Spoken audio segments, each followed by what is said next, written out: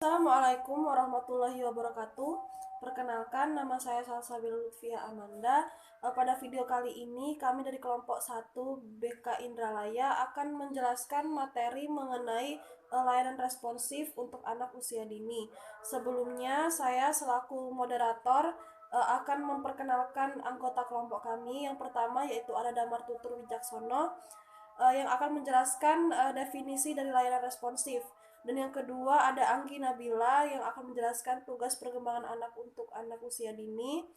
Dan yang ketiga adalah Fadila Meisa Putri yang akan menjelaskan mengenai bentuk layanan responsif. Baiklah, diharapkan untuk kalian semua agar dapat fokus mendengarkan penjelasan dari kami. Baiklah, di sini saya akan menjelaskan tentang layanan responsif.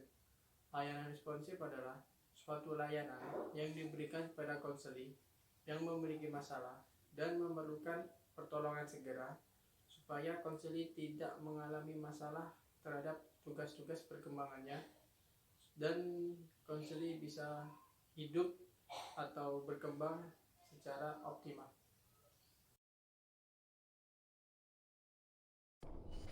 Tugas perkembangan anak usia dini. Tugas perkembangan anak usia dini tercantum dalam standar kompetensi. Standar kompetensi dalam pendidikan anak usia dini dapat meliputi hak dan tanggung jawab, penggunaan bahasa yang lebih sederhana dan mudah dipahami anak dalam berinteraksi, memahami, memilih, memadukan, serta mampu menerapkan dunia fisik, makhluk hidup, pengetahuan dan teknologi yang sesuai dengan anak usia dini. Semua proses tersebut akan tercapai dalam sebuah standar kompetensi dengan melalui cara pemberian rangsangan atau stimulasi dan bimbingan. Standar kompetensi anak usia dini adalah standar kemampuan anak usia 0-6 tahun yang didasarkan pada perkembangan anak. Standar kompetensi ini digunakan sebagai acuan dalam mengembangkan kurikulum anak usia dini.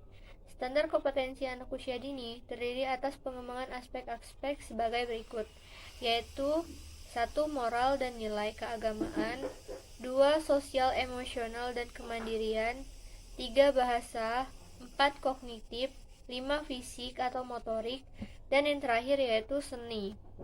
Dengan adanya standar kompetensi yang sesuai dengan tugas perkembangan anak usia dini, diharapkan anak usia dini dapat berpikir secara logis dan kritis, serta dapat berinteraksi dengan lingkungannya dan menunjukkan motivasinya dalam pembelajaran. Baiklah, saya Fadila Meisa Putri. Di sini saya akan sedikit menambahkan materi tentang layanan responsif. Di dalam layanan responsif terdapat strategi-strategi yang dapat menunjang kegiatan layanan responsif itu sendiri. Bentuk strategi layanan responsif tersebut yaitu konseling individu dan konseling kelompok. Saya akan menjelaskan satu persatu bentuk strategi layanan responsif tersebut. Yang pertama yaitu konseling individu. Konseling individu adalah proses pemberian bantuan yang mana konseli bertemu dengan konselor secara langsung atau face to face dan di dalamnya terjadi interaksi. Proses konseling individu itu sendiri adalah tahap awal, tahap pertengahan, dan tahap kerja. Yang kedua yaitu konseling kelompok. Menurut Latifun, konseling kelompok merupakan salah satu bentuk konseling dengan memanfaatkan kelompok untuk membantu memberi umpan balik atau feedback dan pengalaman belajar. Konseling kelompok dalam prosesnya menggunakan prinsip-prinsip dinamika kelompok dan umumnya terdiri dari 4-8 konseli.